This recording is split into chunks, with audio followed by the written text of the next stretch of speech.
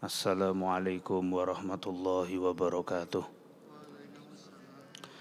Ala hadhihi niyah wa kulli niyatin salihah jami'ah syamilah min khairatid dunya wal akhirah wa ala ma nawa bihi salafuna salihun fi hadhihi al-munasabah wa nastahdir arwahahum at-tahirah الزاكية في هذا المسجد مبارك وفي هذه الليلة مباركة في هذا المجلس المبارك على هذه النية وإلى حضرة النبي محمد صلى الله عليه وسلم سر الفاتحة أعوذ بالله من الشيطان الرجيم بسم الله الرحمن الرحيم صراط الذين أنعمت عليهم غير المغضوب عليهم ولا الضالين آمين بسم الله الرحمن الرحيم الحمد لله رب العالمين حمدا يوافي نعمه ويكافئ مزيده أشهد أن لا إله إلا الله وحده لا شريك له وأشهد أن محمدا عبده ورسوله اللهم صل وسلم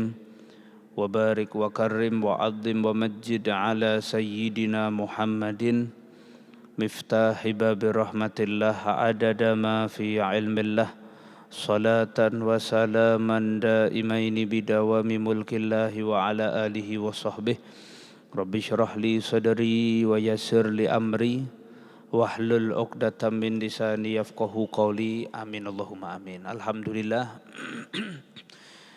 Hadirin hadirat, kita hadir perdana untuk kajian taklim rutin setiap hari Rabu, kitab yang baru kita buka di malam hari ini dari Lut Thalibin, karya seorang ulama di kota Solo ini, mata'anallahu bituli hayatih fi sihatit tamah wal afiyah kamilah, Al-Habib Alwi bin Ali Al-Habsyi. Di dalam kitab ini secara ringkas pendahuluan atau permulaan di dalam kitab ini menerangkan pentingnya ditulis tentang kitab yang isinya kurang lebih mengenai adab, kitab yang isinya kurang lebih mengenai kehidupan sehari-hari, tata cara kita, bagaimana kita makan, bagaimana kita minum, termasuk dari mulai awal di bab kitab ini pendahuluannya. Setelah permulaan atau kata pengantar, ada bab yang pertama adalah mengenai takwa. Kemudian nanti adab seorang guru, adab seorang santri, hingga seterusnya akan kita lanjutkan kitab ini. Mudah-mudahan kita bisa istiqomah. Untuk mempersingkat waktu, kita sebelum masuk ke dalam bab inti atau mulai kitab ini, kita tahu bahwa Nabi Muhammad SAW beliau adalah manusia yang dianugerahi sama Allah Subhanahu wa taala berbagai macam kemuliaan. Kemuliaan yang didapat oleh Nabi SAW ini tidak didapat oleh para nabi lain. Termasuk di antara kemuliaan beliau itu adalah ketika beliau diberi sama Allah Ta'ala kecerdasan yang tidak pernah dimiliki oleh siapapun. Tetapi di dalam kecerdasan yang istimewa itulah Nabi Muhammad ditugaskan oleh Allah Ta'ala untuk mengajak kita keluar minadh dhulumati ilan nur, dari kegelapan menuju cahaya, dari kebodohan menuju menjadi orang-orang yang lebih cerdas. Karena keistimewaan inilah maka kita mengenal warisannya Kanjeng Nabi, warisannya Rasulullah. Karena warisan Rasulullah ini sempurna sekali. Umpama saya saat ini mengaku, misal saya mengaku bahwa di tas saya ini saya bawa potongan baju atau surban Nabi Muhammad, pasti rebutan. Dan kita tahu bagaimana banyak museum yang mengaku juga mengklaim bahwa di dalam museum tersebut menyimpan peninggalan Nabi Muhammad dan orang akan antri untuk datang. Tetapi warisan terbesar Nabi Muhammad itu adalah ilmu. Dan siapa yang ngambil atau ikut hadir di dalam majelis ilmu itu berarti dia telah mengambil warisan bagian terbesar dari warisan Kanjeng Nabi SAW. Maka dari itu mungkin juga ada yang ikut atau yang hadir ini dari luar kota Solo. Jadi kalau saya kok kesannya bahasa Jawa full, kesannya kok sentimen sekali. Dados kula campur-campur mawon nggih. Hadirin wal hadirat rahimakumullah.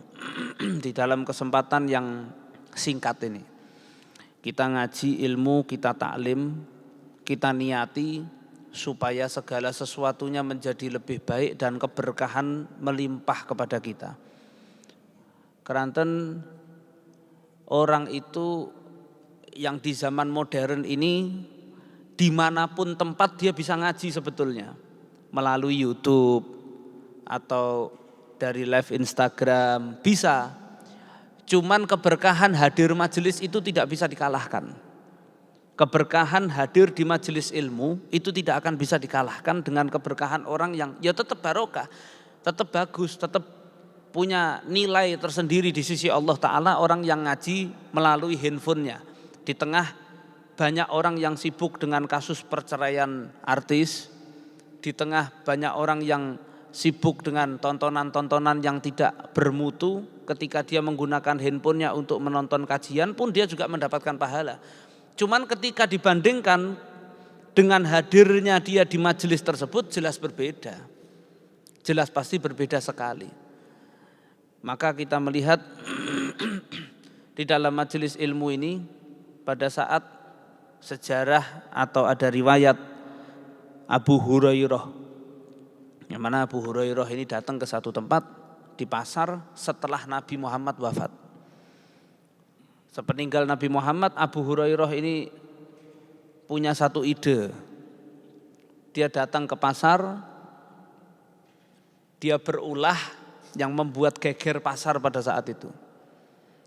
Abu Hurairah itu datang sambil teriak-teriak, penduduk pasar, panjenengan itu mboten paham napa pripun kalau saat ini sedang dibagi-bagi warisane Kanjeng Nabi.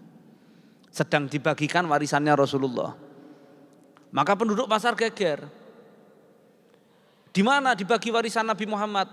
Warisan Nabi Muhammad sedang dibagi di Masjid Nabawi, Madinah. Dan kalian tidak mau ngambil bagian kalian. Kalian itu orang aneh katanya Abu Hurairah. Maka semua lari, sedanten niku ninggalke pasar, pasarnya sepi. Semua pergi menuju ke Masjid Nabawi. Dan Abu Hurairah di pasar sendiri. Karena Abu Hurairah yakin iki ora suwe bakal balik kabeh iki. Dan betul ketika Abu Hurairah itu ada di pasar dan subhanallah enggak lama kembali mereka ke pasar sambil mereka itu protes. Abu Hurairah itu kang ngapusi. Bohong. Kok bisa bohong bagaimana? Iya jelas. Karena kami sudah datang ke Masjid Nabi kenyataannya enggak ada orang, enggak ada yang dibagi. Enggak ada yang bagi-bagi. Kata Abu Hurairah, lah mosok enggak ada manusia satupun. Lah ada kalau manusia. Ada. Lah terus manusia itu lagi ngapain kata Abu Hurairah? Ya ada yang misi sholat sunnah, ada yang misi baca Quran, ada yang misi majelis ilmu. Bahas taklim, halal haram, masalah fikih dan sebagainya. Katanya Abu Hurairah, dasar wong cilaka kabeh. Yang saya maksud warisan Kanjeng Nabi yang dibagikan itu ya itu. Orang yang masih majelis ilmu, yang duduk, yang bahas halal haram dan sebagainya. Maka para rawuh yang dimuliakan Allah Ta'ala, warga Solo atau mungkin orang yang baru pertama kali datang ke Masjid Syekh Zayed ini, ketika melihat melalui YouTube atau ada yang posting di reels Instagram atau di Facebooknya, maka ketika dia lihat kemegahan Masjid Syekh Zayed ini atau mungkin warga Solo yang melintas di sekitaran Syekh Zayed akan melihat lampu-lampu yang megah, menara-menara yang megah. Sehingga ketika dia datang ke sini mungkin di hari ini dan di hari-hari yang lain, Ketika awal datang dia sudah mempersiapkan baterai HP-nya karena niatan pertama nawaitu selfie lillahi ta'ala. Iku sing pertama. Ingkang angka kalih nawaitu posting status lillahi ta'ala. Ya. Tapi subhanallah niatan-niatan itu dengan ketika dia hadir di tempat ini, maka lampu-lampu yang indah tampak oleh warga Solo dan orang-orang yang melihat melalui YouTube dan media sosial lainnya. Begitu pula malaikat.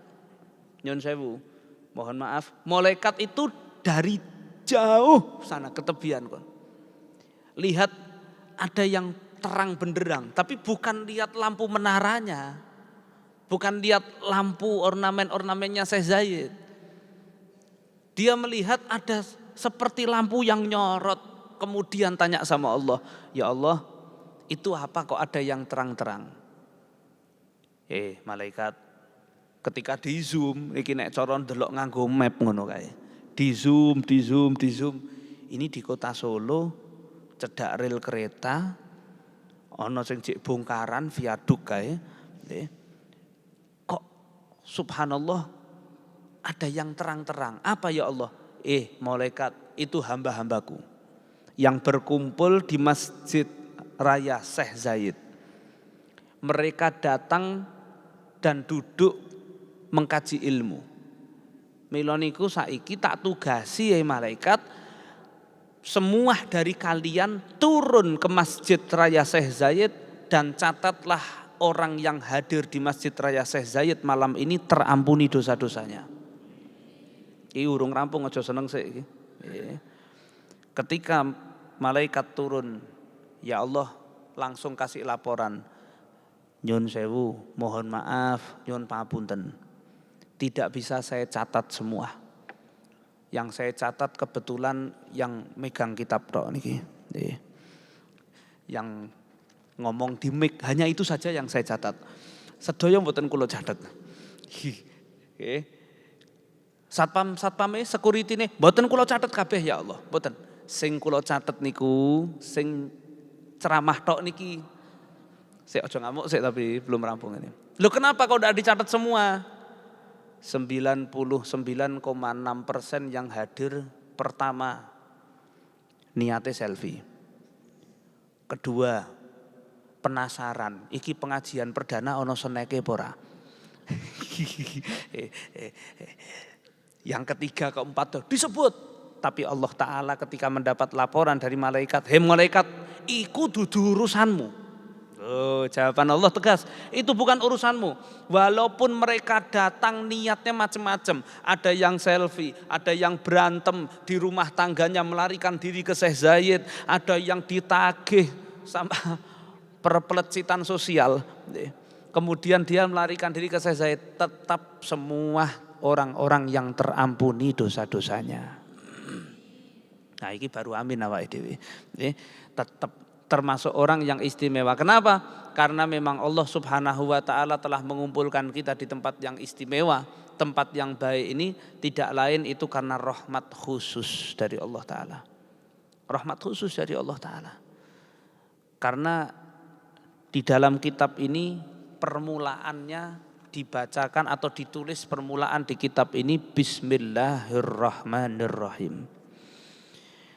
Kalau cara kiai-kiai kita di pondok-pondok sepuh niki diudari Bismillahirrahmanirrahim ini ditafsiri.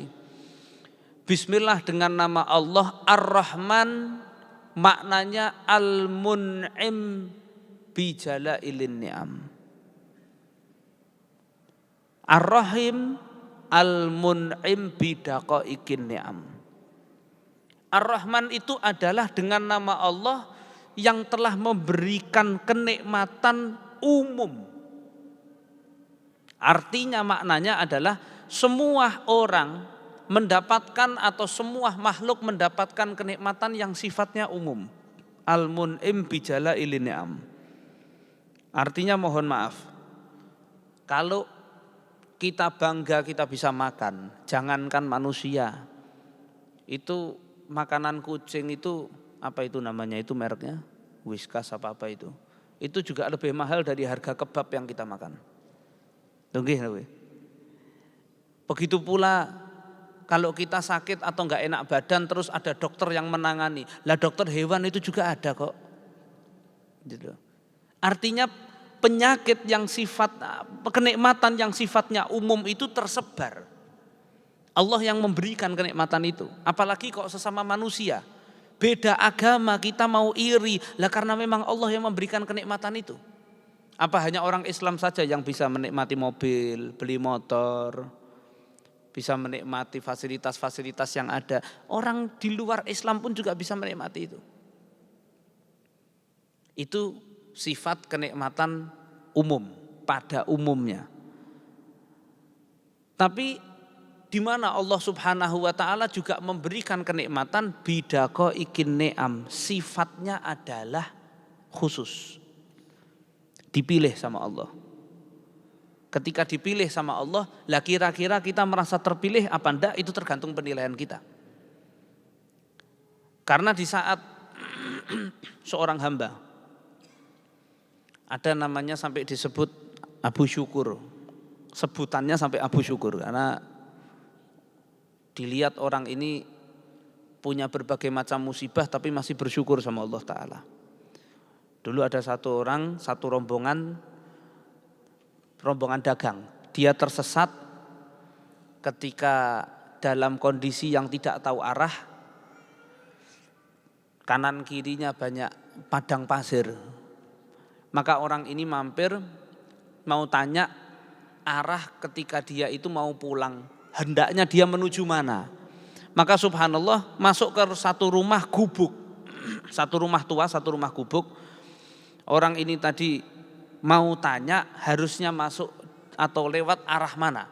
Maka ketika orang ini masuk ke gubuk tadi, dia ketuk pintu dan dia ucapkan salam, uluk salam. Maka dari dalam ada yang jawab, Waalaikumsalam, silahkan masuk, monggo. Buka saja pintunya dan Anda masuk. Ketika orang tadi masuk, dilihat ada satu orang tua, mohon maaf, dalam kondisi buntung kaki, buntung tangan, matanya buta. Buntung kaki, buntung tangan, matanya buta. Singkat cerita, setelah selesai tanya arahnya harus kemana, maka dikasih tahu, kamu arah sini, kamu pergi ke arah sini. Ketika dia mau kembali, si pemuda ini, pedagang ini tadi, yang terlepas dari rombongannya, maka ketika dia mau balik, dia nggak jadi balik karena merenung kondisinya orang tua yang hidup sendirian di rumahnya dalam kondisi buntung tangan, buntung kaki, dan buta matanya. Tapi yang membuat dia lebih termenung lagi, orang tua ini mengucapkan kalimat syukur dalam bentuk bahasa Arab. Yang artinya kalimat syukur itu Alhamdulillah. Saya berterima kasih kepada Allah yang telah memberikan saya kenikmatan di atas orang lain. Kalimat syukurnya diulang-ulangi, Alhamdulillah saya dikasih kenikmatan di atas orang lain, saya dilebihkan atas orang lain.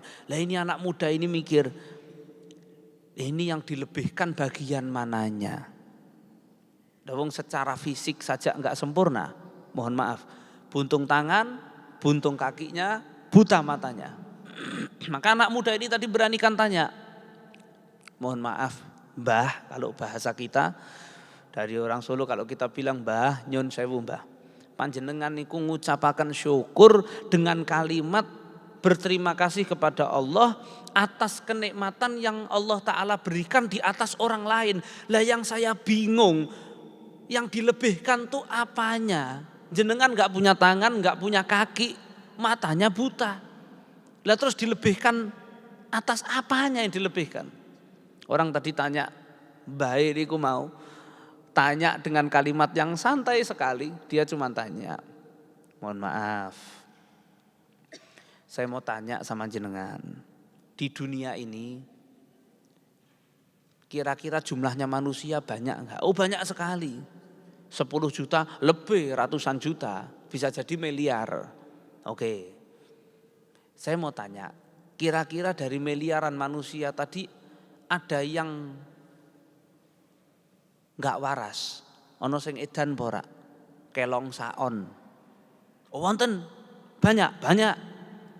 Lah berarti alhamdulillah saya diberikan kenikmatan yang lebih sama Allah Ta'ala, saya masih waras. Kula tesih normal, lancar jaya. Oh ngoten, alhamdulillah. Sekarang saya mau tanya lagi. Kira-kira di dunia ini jumlah manusia banyak? Oh banyak sekali, banyak, alhamdulillah ya banyak. Yang diberikan kenikmatan sama Allah Subhanahu wa Ta'ala, agama banyak enggak? Banyak.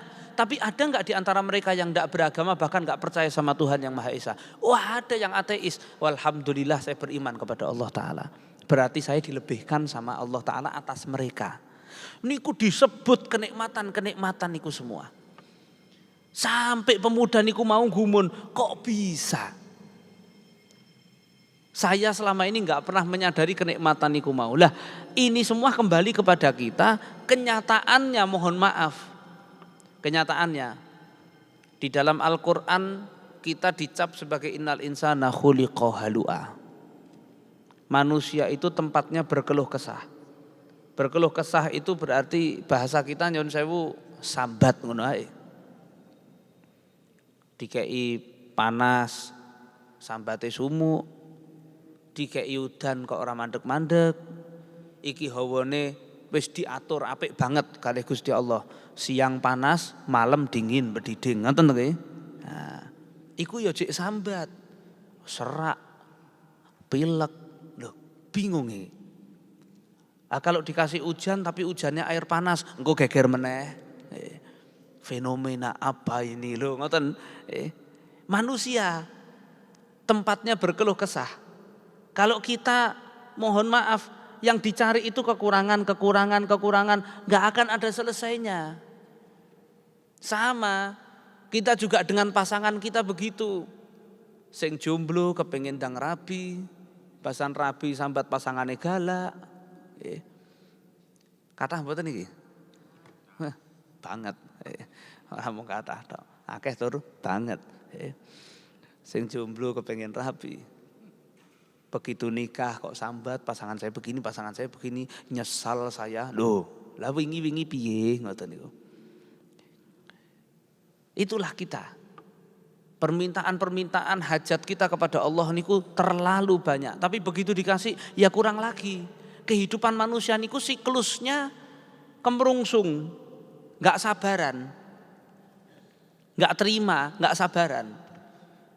Jadi antara syukur sama sambat, ngeluh, ya terus terang kita banyak sambatnya. Jadi kita jujur-jujuran aja itu. Kita jujur-jujuran aja.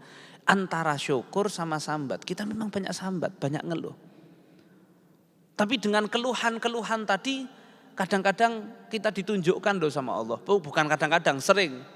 Cuman kita mesti gak sadar. Ada banyak kenikmatan yang Allah Ta'ala berikan kepada kita yang kita lupa minta tapi Allah ngasih. Banyak.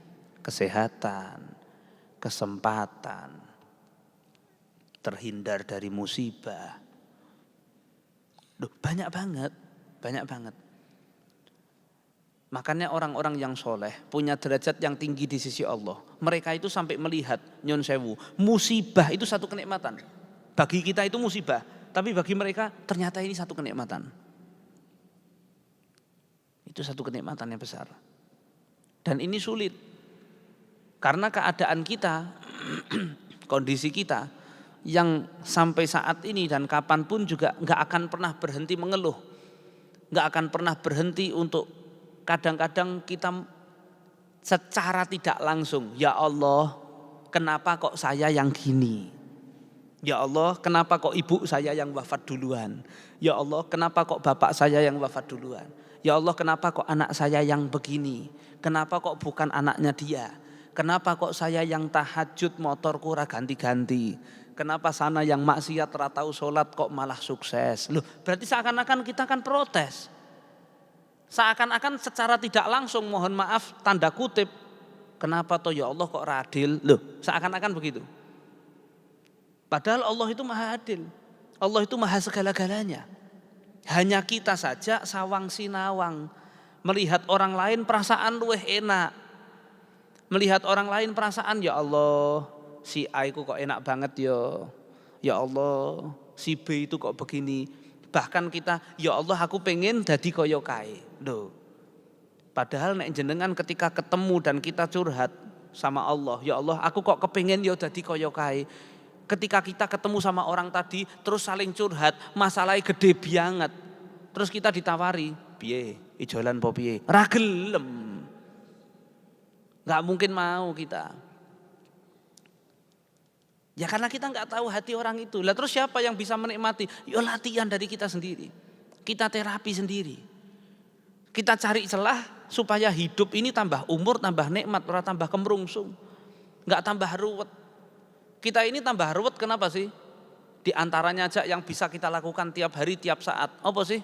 Kok bikin kita itu jadi tambah kemerungsung, tambah ruwet, tambah rupek kenapa? Sibuk delok statusnya wong liya. Wis ngono ae. Berarti hapus WhatsApp-nya, enggak usah. Enggak usah hapus WhatsApp-nya, tapi kurangi rasa ingin tahu kita atas urusan orang lain. Kita sibukkan diri kita.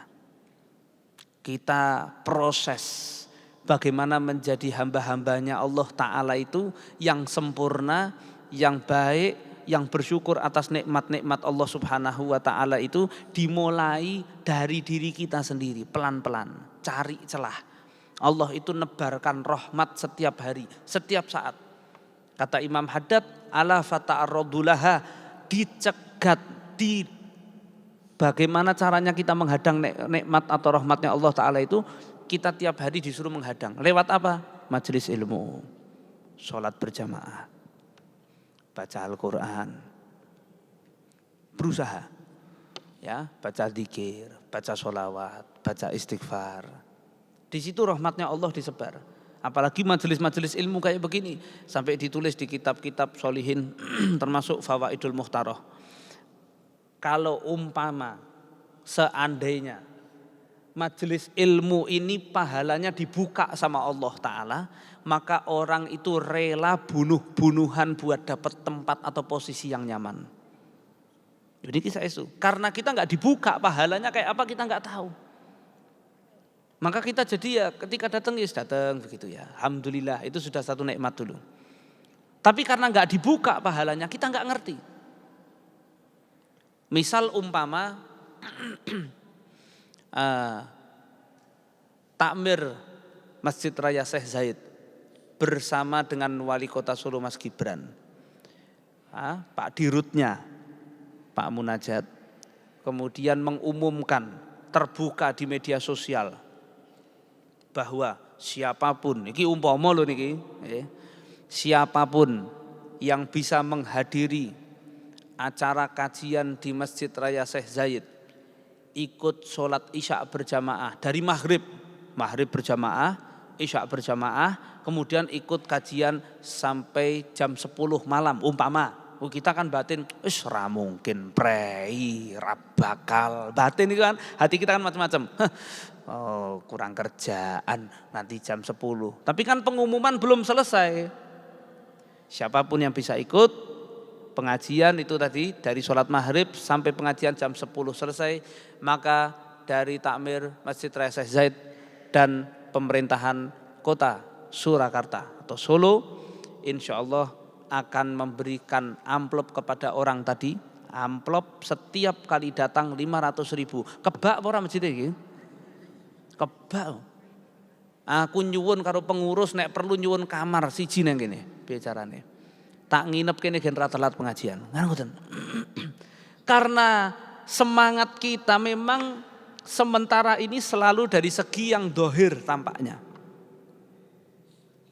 Tetapi kalau kita mau memaksakan diri, mencoba bagaimana caranya saya itu bisa mendapatkan karunia dan rahmat Allah Subhanahu wa Ta'ala, kita hadir walaupun itu berat, walaupun itu terpaksa malahan. Wis pokoknya tekoy terpaksa. Ya kayak tadi niat kita macam-macam, menghindari masalah lah. Kita datang karena mungkin berantem sama pasangannya, yang satu begini, yang satu begini, dengan keadaan yang macam-macam. Tapi kita sudah hadir dulu, itu berarti karena Allah memang bermaksud memberikan kebaikan buat kita.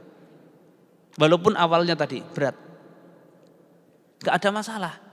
Bahkan ketika kita sudah istiqomah, yang paling dibenci sama syaitan itu adalah istiqomah. Jadi setan kalau ngejak kebaikan itu ada orang bilang, enggak ada setan ngejak kebaikan. Ada. Setan 2023 itu ngejak kebaikan ada. Caranya bagaimana? Kula paringi contoh. Jenengan baca Al-Quran. Ketika jenengan menikmati baca Al-Quran 1 hari 10 ayat. Maka nanti setan itu akan tiba-tiba memberikan kepada kita satu dorongan supaya baca Quran di hari itu ditambahi. Jangan 10 ayat. 20, 30 masih dalam batas wajar, tapi ditambahi sampai 1 juz. Dan kita merasa kemudian setan membisikkan, puas, alhamdulillah Qur'ane diambung. Wes merasa lega banget hari itu. Besok di waktu kita istiqomah ba'da maghrib mau baca Quran, setan iku mbisiki, Kang, stoke jek akeh. Prairien. Ngopi Mas. Jangan baca dulu, ngopi dulu. Kok itu caranya setan. Jadi kita ketika mau istiqomah itu akan terasa berat. Tapi guru kami penulis kitab ini memberikan tips. Ketika panjenengan itu merasa malas datang rutinan kebaikan, rutinan pengajian, maka ketika satu titik jenengan itu, aduh kok berat ya. Wes sekali-sekali saya tak absen. Atau jenengan lihat langit kok mendung ya, kok males ya. Wes pisan-pisan aku tak absen. Maka kita disuruh sadar bahwa detik itu syaitan tahu bahwa hari itu Allah mau menulis kita di pintu surganya. Dan Allah meridhoi kita. Karena setan tahu rencana ini, maka setan mempengaruhi kita supaya hari itu kita tidak hadir. Hari itu kita enggak baca Quran. Hari itu kita enggak. Itu dipengaruhi sama setan. Maka orang-orang dulu, para solihin, para aulia, ketika mereka itu malas baca Quran, malah nadar. Jadi begitu timbul malas, kok malas ya baca Quran. Langsung hari ini saya nadar baca Al-Quran 2 juz. Setannya malah ceklek. Walah, kita pengaruhi malah nadar 2 juz sisan. Biasanya enggak pernah 2 juz, malah 2 juz. Jadi mereka selalu berperang karena setan tidak pernah akan ada jam rolasan, tidak pernah ada. Setan itu mboten nate istirahat. Intinya tidak akan pernah ada jam istirahat syaitan. Setan istirahat, rehat sejenak ganggu umat manusia, mboten nate. Tidak akan pernah. Jadi setan akan berusaha sebaik mungkin terus ganggu manusia dari berbagai macam arah. Dipengaruhi, rumah tangga dibikin congkrek sampai pisah. Yang belum nikah bagaimana caranya zina, digagalkan. Fitnah dari pihak wanita, fitnah dari pihak pria. Nanti anak begitu terus menerus. Setan itu ada tugasnya masing-masing dan terorganisir dengan baik, rapih sekali. Dados para rawuh ingkang dimulyakaken Allah taala, hadirin wal hadirat, sebagai inti dari pembukaan. Kita tahu dari pembukaan ini tadi bismillahirrahmanirrahim, kalimat itu Ar-Rahman itu al-mun'im bijalaili ni'am, Allah memberikan kita kenikmatan yang sifatnya umum. Jenengan nonton konser atau mungkin nonton sepak bola, atau mungkin kita tahu hotel yang tersebar di seluruh Indonesia atau seluruh dunia. Itu yang punya kamar presiden suite hanya beberapa hotel. Dan hotel yang punya kamar presiden suite itu tadi tidak semua kamarnya presiden suite. Karena yang mampu membayar sedikit. Sehingga satu hotel mewah bintang 5 yang punya kamar presiden suite satu malamnya sampai puluhan juta ada di Indonesia ini. Satu malamnya 50 juta. Satu malam cuma tidur 50 juta. Itu yang mampu membayar ya hanya orang-orang tertentu. Sedangkan yang umum ya kelas deluxe biasa. Di rumah sakit. Kelas VIP-nya juga enggak sebanyak kelas umum. Kelas 1, kelas 2, ada yang kelas 3, satu kamar 8 orang.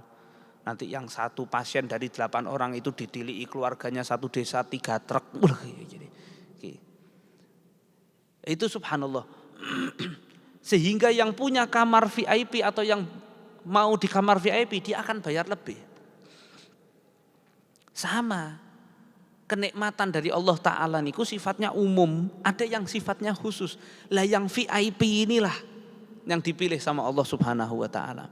Sebagaimana kita malam hari ini bukan sombong, tapi menjadi satu kebanggaan. Ketika Allah mentakdirkan kita kok duduk di majelis ilmu. Ada yang gak sengaja, ada yang kebetulan, ada yang memang ngepasi bane bocor, kok ono pengajian aku tak melu sisan, ada yang ngepasi nunggu konco sisan, ono sing ngepasi, wis macam-macam lah.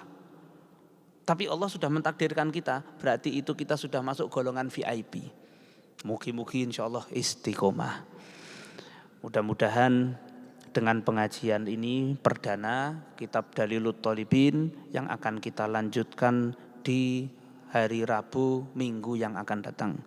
Mudah-mudahan Allah panjangkan umur kita, dikasih keberkahan. Mudah-mudahan Allah Subhanahu wa Ta'ala jadikan dengan memakmurkan Masjid Syekh Zayed ini, Allah memakmurkan rezeki kita, memakmurkan waktu kita untuk beribadah taat sama Allah Subhanahu wa Ta'ala, didamaikan rumah tangga kita. Mudah-mudahan Allah kabulkan hajat kita, hajat duniawi wa hajat ukhrawi. Mudah-mudahan sebagaimana kita bisa berkumpul duduk di tempat ini, mudah-mudahan kapan waktunya insya Allah diizinkan kita berkumpul duduk di Masjid Nabawi, Masjidil Haram, bisa melaksanakan umrah wal haji.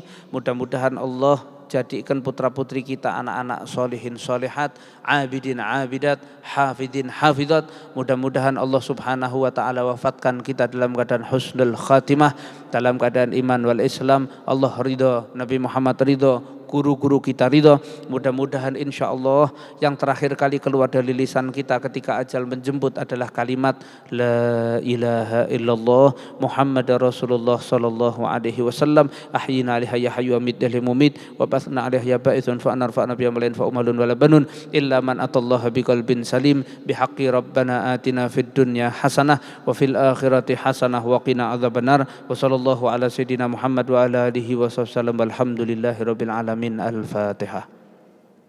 Bismillahirrahmanirrahim. Alhamdulillahi rabbil alamin arrahmanir rahim maliki yaumiddin.